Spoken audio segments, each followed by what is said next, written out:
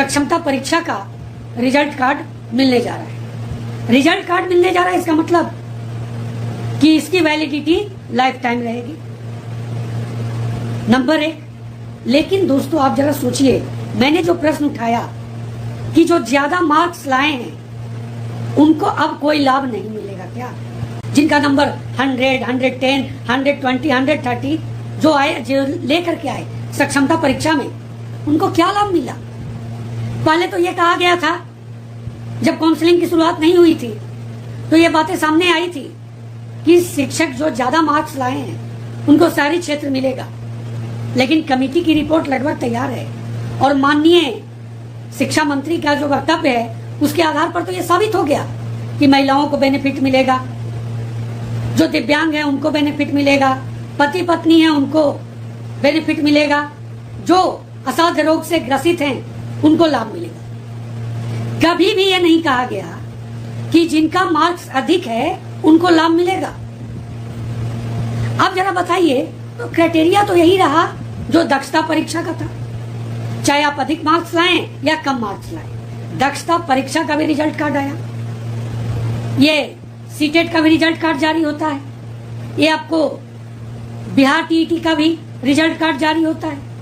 और इसमें मार्क्स सिर्फ यही है कि आप क्वालिफाइंग कर गए, क्वालिफाइंग मार्क्स प्राप्त कर लिए, क्वालिफाई कर लिए और क्वालिफाइंग मार्क्स प्राप्त कर लिए, यही मेन मसला रहता है। लेकिन दोस्तों सक्षमता परीक्षा में ये बातें नहीं थी, इसमें तो यही था कि जो अधिक मार्क्स लाएंगे उनको ज्यादा फायदा होगा।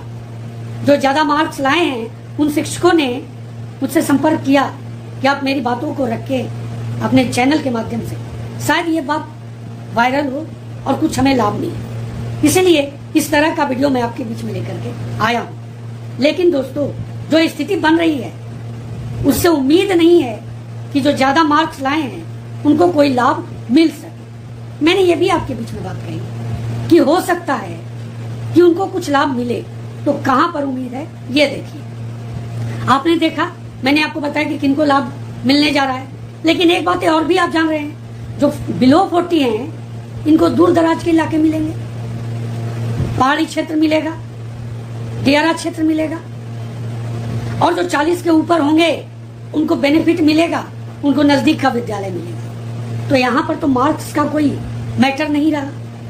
कम यानी बिलो जो 40 हैं उनमें ज्यादा मार्क्स ज्यादा का ही होगा, ये तो ज्यादा उम्मीद लगता है। 40 प्लस भी जो होंगे उनमें भी ज्यादा मार्क्स लाए होंगे, इसमें भी कोई दो राय नहीं है। बहुत से ऐसे शिक्षक हैं मेरे संपर्क में जो 40 प्लस हैं और मार्क्स बहुत ज्यादा है। अब आप जरा सोचिए कि कहां पर लाभ हो सकता है। तो दोस्तों वरीयता के आधार पर, तो जैसे जो पिछली वरीयता है उसी आधार पर कहा गया कि उनकी पोस्टिंग भी होगी, उनका वरीयता का ख्याल भी रखा जाएगा। वेतन संरक्षण का लाभ है लेकिन सेवा निरंतरता का लाभ नहीं है। तो वहां पर जहां पर मान लीजिए कि शहरी क्षेत्र है, एक विद्यालय है, वहां पर 3 से 4 दावेदार हैं, तो उस जगह पर में भी अधिक मार्क्स वालों को फायदा हो सकता है, इसकी गारंटी नहीं है, लेकिन उम्मीद आप जता सकते हैं कि यहाँ पर उनको लाभ मिल सकता है। हर जगह पर यही कंडीशन अप्लाई हो सकता है, एक संभावना है।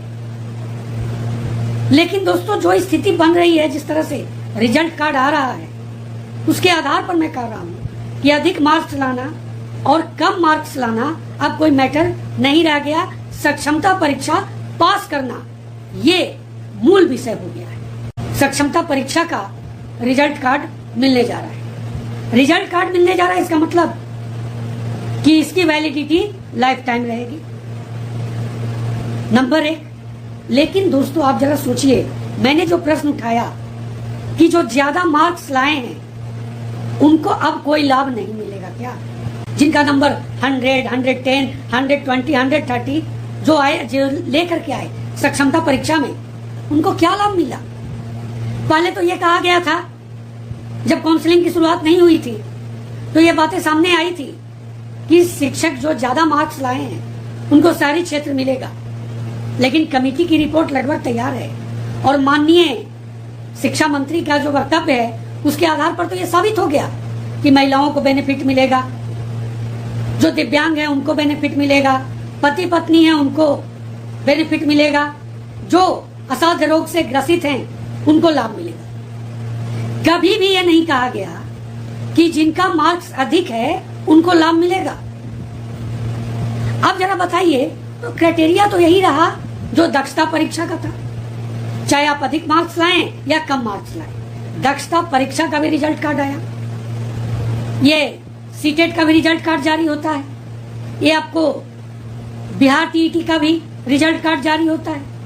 और इसमें मार्क्स सिर्फ यही है कि आप क्वालिफाइंग कर गए, क्वालिफाइंग मार्क्स प्राप्त कर लिए, क्वालिफाई कर लिए और क्वालिफाइंग मार्क्स प्राप्त कर लिए, यही मेन मसला रहता है। लेकिन दोस्तों, सक्षमता परीक्षा में ये बातें नहीं थी। इसमें तो यही था कि जो अधिक मार्क्स लाएंगे उनको ज्यादा फायदा होगा।